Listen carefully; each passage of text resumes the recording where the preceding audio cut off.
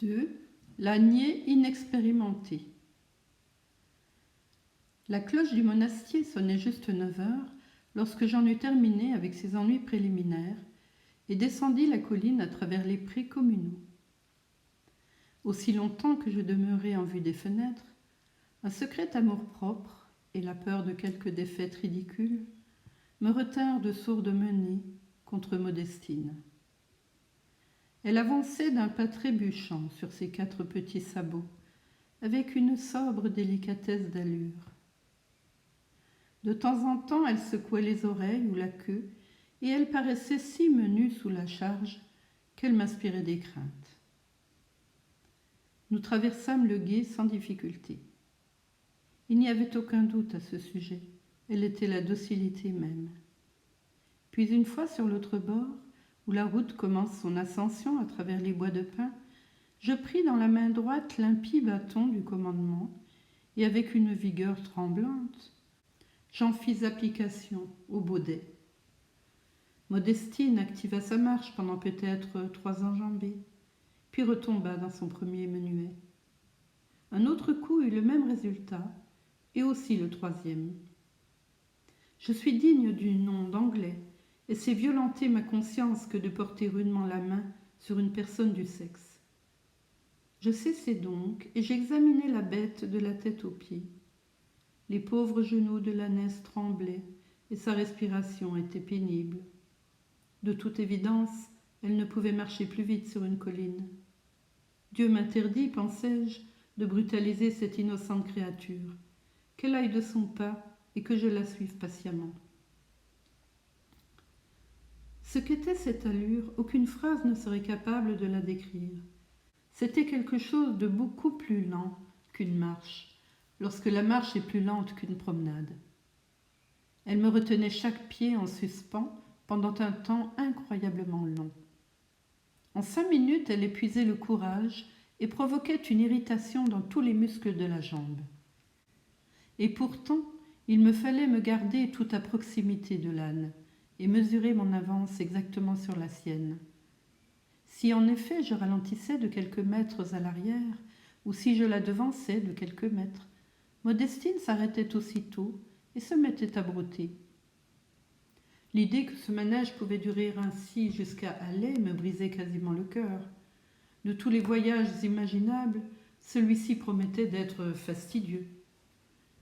Je m'efforçais de me répéter qu'il faisait une journée délicieuse. Je m'efforçais d'exorciser en fumant mes fâcheux présages. Mais la vision me restait sans cesse présente, de longues routes au sommet des monts ou au creux des vallées, où 2 êtres se mouvaient d'une façon infinitésimale, pied à pied, 1 mètre à la minute, et comme les fantômes ensorcelés d'un cauchemar, sans se rapprocher jamais du terme.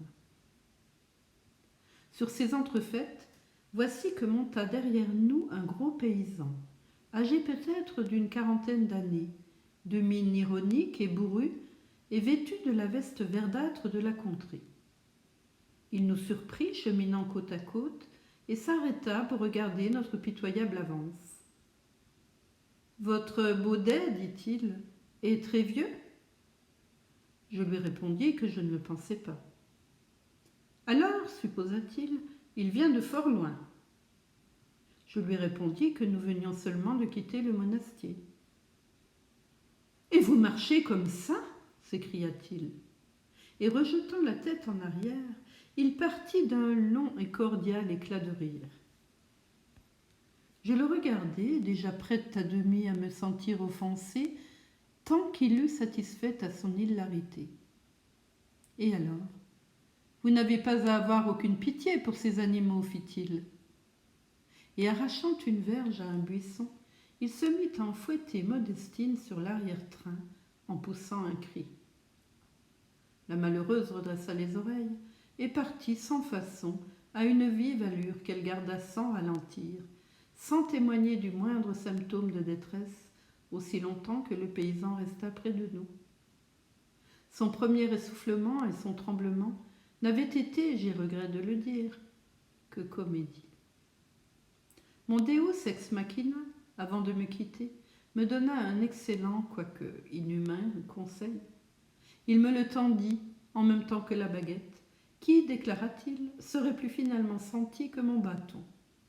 Finalement, il m'apprit le véritable cri, ou le mot maçonnique des âniers, « Prout !»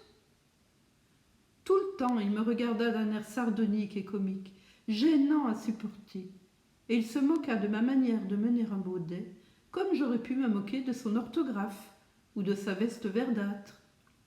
Mais ce n'était pas mon tour pour l'instant. J'étais fière de mon savoir neuf et pensais que j'avais appris à perfection l'art de conduire. Et certes, Modestine accomplit des prodiges durant le reste de l'avant-midi, et j'avais large espace où respirer et loisir de regarder. C'était dimanche. Les champs de la montagne étaient tous déserts dans la clarté du soleil. Et tandis qu'au bas de la côte nous traversions Saint-Martin-de-Fugères, l'église débordait de fidèles jusque sur le seuil. Il y avait des gens agenouillés au dehors, sur les marches, et le bruit du plein chant du prêtre m'arriva de l'intérieur obscur. Cela me donna aussitôt une impression de famille, car je suis, pour ainsi dire, un compatriote du dimanche, et toutes les observances du dimanche, comme l'accent écossais, agitent en moi des sentiments complexes. Reconnaissance est le contraire. Il n'y a qu'un voyageur qui surgit là comme un évadé d'une autre planète à pouvoir goûter exactement la paix et la beauté de la grande fête ascétique. La vue de la contrée au repos lui fait du bien à l'âme. Il y a quelque chose de meilleur que la musique dans le vaste silence insolite et qui dispose à d'agréables pensées comme le bruit d'une mince rivière ou la chaleur du clair soleil. Dans cet agréable état d'esprit, je descendis la colline jusqu'à l'endroit où est situé Goudet.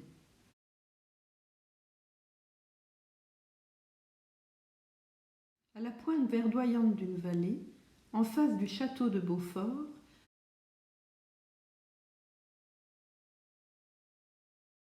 sur une butte rocheuse et du cours d'eau, limpide comme cristal, qui meurt dans un étang les séparant.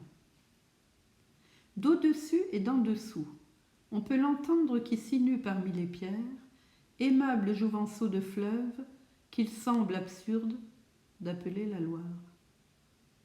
De toutes parts, Goudet est encerclé par des montagnes.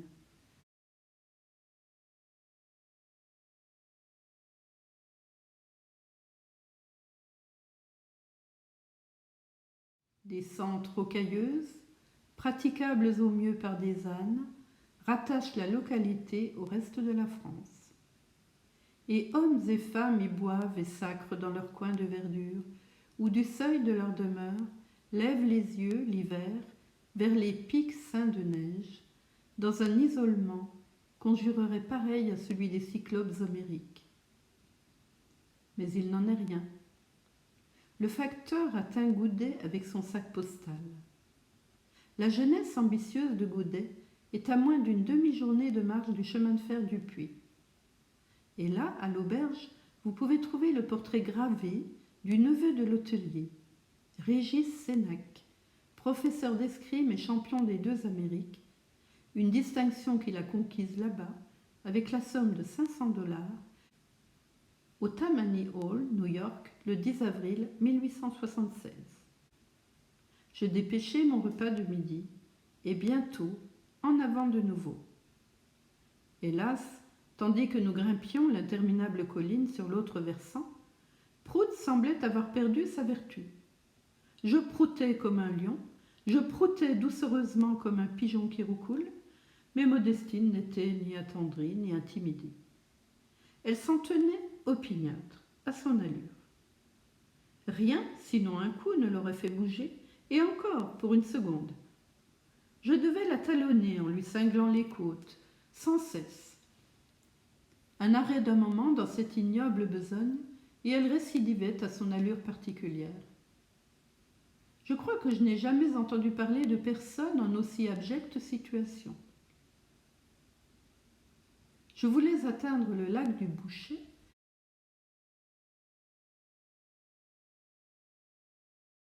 où j'avais l'intention de camper avant le coucher du soleil, et pour n'en conserver que l'espoir, il me fallait immédiatement maltraiter cet animal résigné.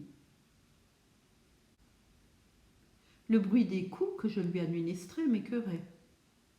Une fois, tandis que je la regardais, elle me parut ressembler vaguement à une dame de ma connaissance qui m'avait autrefois accablé de ses bontés. Et cela ajouta au dégoût de ma cruauté. Pour comble de malchance, nous rencontrâmes un autre baudet, vagabondant à son gré sur le bord de la route. Or, cet autre baudet se trouvait par hasard un monsieur. Lui et Modestine se rencontrèrent en manifestant leur plaisir, et je dus séparer leur couple et rabattre leur jeune ardeur par une nouvelle et fiévreuse bastonnade.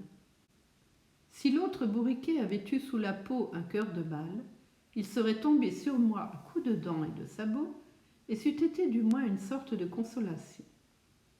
Il était tout à fait indigne de la tendresse de Modestine. Mais cet incident m'attrista comme tout ce qui me rappelait le sexe de mon âne. Il faisait une chaleur d'étuve en remontant la vallée, sans un souffle de vent, un soleil ardent sur mes épaules, et il me fallait jouer si constamment du bâton que la sueur coulait dans mes yeux. Toutes les 5 minutes aussi, le paquetage, le panier, le paletot marin inclinaient fâcheusement, d'un côté ou de l'autre, et j'étais contraint d'arrêter Modestine à l'instant précis où j'avais obtenu d'elle une cadence acceptable de 2 milles à l'heure, pour tirailler, pousser, épauler ou réajuster le chargement. Et à la fin, dans le village du sel, le bas et le fourniment au complet firent un tour de conversion et se vautrèrent dans la poussière sous le ventre de l'ânesse. Elle, au comble de la joie, aussitôt se redressa et parut sourire, et un groupe d'un homme, de 2 femmes et 2 enfants survint, et debout autour de moi, en demi-cercle, l'encouragèrent par leur exemple. J'avais un mal du diable à remettre l'attirail en place, et à la minute où j'y avais réussi sans hésiter, il dégringolait et retombait de l'autre côté. On juge si j'étais furieux. Pourtant, nulle main ne s'offrait pour me prêter assistance. L'homme, à dire vrai, observa que je devrais avoir un paquetage d'autre forme. Je lui conseillai, s'il ne connaissait rien de mieux sur la question dans mon état, de tenir au moins sa langue. Et le drôle, au bon naturel, en convint en me souriant. J'étais dans la plus pitoyable situation. Il fallut tout simplement me contenter du paquetage pour Modestine et assumer les autres articles comme ma part de portage. Un bâton, une bouteille de 2 pintes, une vareuse de pilote aux poches lourdement chargées, 2 livres de pain bis, un panier sans couvercle empli de viandes et de récipients. Je crois que je peux dire que je ne suis point dépourvu de grandeur d'âme, car je ne reculais pas devant cet infamant fardeau. Je le disposai, Dieu sait comme, de façon à le rendre à moitié portatif, et je me mis à diriger Modestine à travers le village. Elle tentait, selon son invariable habitude, en effet, de pénétrer dans toute maison ou courette tout le long du chemin. Et, encombrée comme je l'étais, sans nulle main pour m'aider, aucune phrase ne saurait donner une idée de mes difficultés. Un ecclésiastique et 6 ou 7 autres examinaient une église en voie de réparation, et ses acolytes et lui se mirent à rire à gorge déployée dès qu'ils me virent en cet état. Je me souvins d'avoir ri moi-même lorsque j'avais vu de braves gens en lutte avec l'adversité sous les espèces d'un bourriquet, et ce souvenir me remplit de remords. C'était dans mes jours insoucieux d'autrefois, avant que m'advint cet ennui-ci. Dieu sait du moins que je n'en ai jamais plus ri depuis, pensai-je. Oh, quelle cruauté pourtant dans pareille exhibition pour ceux qui s'y trouvent engagés. À peine hors du village, Modestine, possédée du démon, jeta son dévolu sur un chemin de traverse et refusa positivement de le quitter. Je laissai choir tous mes ballots, et j'ai honte de l'avouer, cogné par 2 fois la coupable en pleine figure. C'était pitoyable de l'avoir levé la tête, les yeux clos comme si elle attendait une autre correction. Je me rapprochai en hurlant, mais j'agis plus sagement que cela, et je m'assis carrément sur le bord de la route, afin d'envisager ma situation sous l'influence lénifiante du tabac et d'une goutte de brandy. Modestine, pendant ce temps-là, croquait quelques morceaux de pain bis d'un air d'hypocrite contrition. Il était clair que je devais offrir un sacrifice au dieu du naufrage. Je jetai au loin la boîte vide destinée à contenir du lait. Je jetai au loin mon pain blanc, et dédaignant de supporter une perte générale, je gardai le pain noir pour Modestine. Enfin, je lançai au loin le gigot froid de mouton et le fouet à œufs, bien que ce dernier me fût cher. Ainsi trouvai-je place pour chaque chose dans le panier, et même je fourrai sur le haut ma vareuse de batelier. Ce panier, au moyen d'un bout de ficelle, je le suspendis en bandoulière, et bien que la corde me scie à l'épaule, et que le surtout pendit presque à ras du sol, c'est d'un cœur plus allègre que je repris ma route. J'avais désormais un bras libre pour rosser Modestine, et je la châtiai sans ménagement. Si je voulais atteindre le bord du lac avant l'obscurité, elle devait mettre ses jambes grêles à vive cadence. Déjà le soleil avait sombré dans un brouillard précurseur du vent, et quoiqu'il demeurât quelques traînées d'or au loin, vers l'est, sur les monts et les obscurs bois de sapins, l'atmosphère entière était grise et froide autour de notre sente à l'horizon. Une multitude de chemins de traverse campagnards conduisaient ici et là parmi les champs. C'était un labyrinthe sans la moindre issue. Je pouvais apercevoir ma destination en levant la tête, ou plutôt le pic, qui dominait mon but. Quant à choisir, comme je m'en flattais, les routes finissaient toujours par s'éloigner de ce but, par sinuer en arrière vers la vallée, ou par ramper au nord à la base des montagnes. Le jour déclinant, la couleur se dégradant, la région rocailleuse, sans intimité et nue que je traversais, me jetèrent dans une sorte de découragement. Je vous prie de le croire, le gourdin ne demeurait point inactif. J'estime que chaque pas convenable que faisait Modestine doit m'avoir coûté au moins 2 coups bien appliqués. On n'entendait d'autre bruit dans les alentours que celui de ma bastonnade infatigable. Tout à coup, au fort de mes épreuves, le chargement, une fois de plus, mordit la poussière, et comme par enchantement, toutes les cordes se rompirent avec ensemble, et la route fut jonchée de mes précieux trésors. Le pactage était à refaire depuis le début, et comme s'il s'agissait pour moi d'inventer un nouveau et meilleur système, je suis persuadée d'y avoir perdu une demi-heure. Il commençait à faire sérieusement noir lorsque j'atteignis un désert d'herbage et de pierrailles. Ça avait l'air de ressembler à une route qui aurait conduit partout à la fois.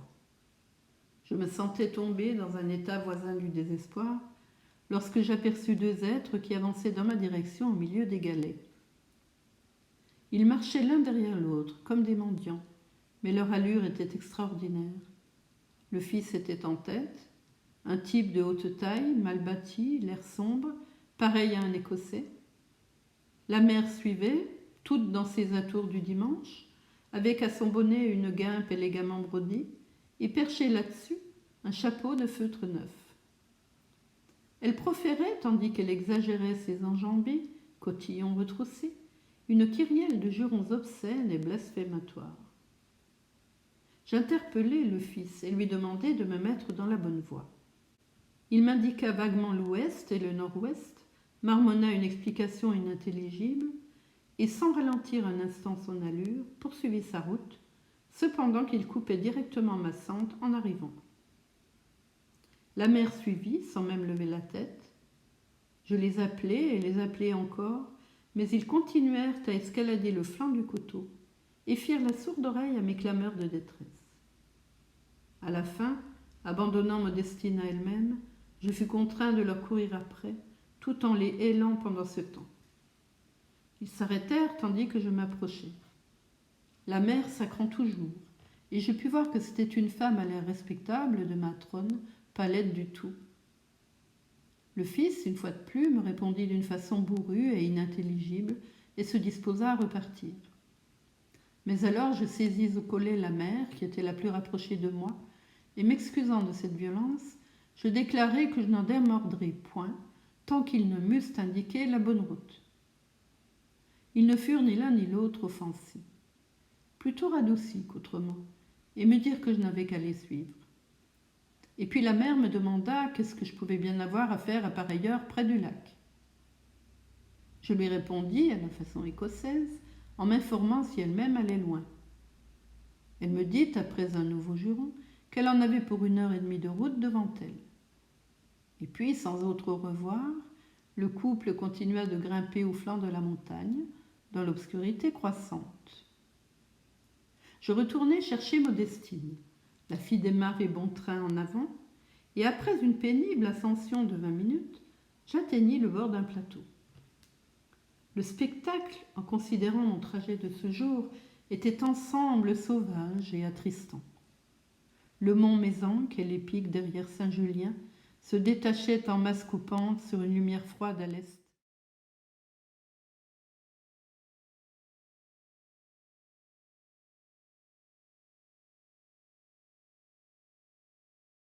Et le banc intermédiaire de coteaux avait sombré entier dans un vaste marécage d'ombre, sauf çà et là le tracé en noir d'un pain de sucre boisé, et çà et là un emplacement blanchâtre irrégulier qui représentait une ferme et ses cultures, et çà et là un creux obscur à l'endroit où la Loire, la Gazeille ou la Laussonne erraient dans une gorge.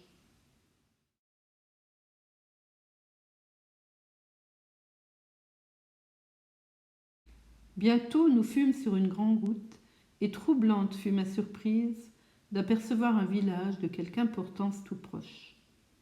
Car on m'avait raconté que le voisinage du lac n'avait d'autres habitants que des truites. La route poudroyait, dans le crépuscule, d'enfants rentrant au logis, du bétail ramené des champs. Et un couple de femmes installées à califourchon sur leur cheval, chapeau, coiffe et tout, me dépassa à un trot martelé. Elles revenaient du canton où elles avaient été à l'église et au marché. Je demandai à l'un des gamins où je me trouvais. « Au boucher Saint-Nicolas, me dit-il. »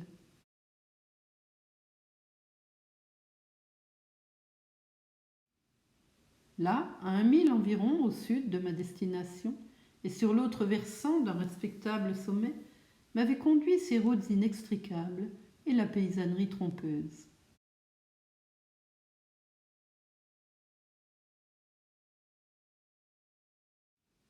Mon épaule était entamée et me faisait beaucoup souffrir.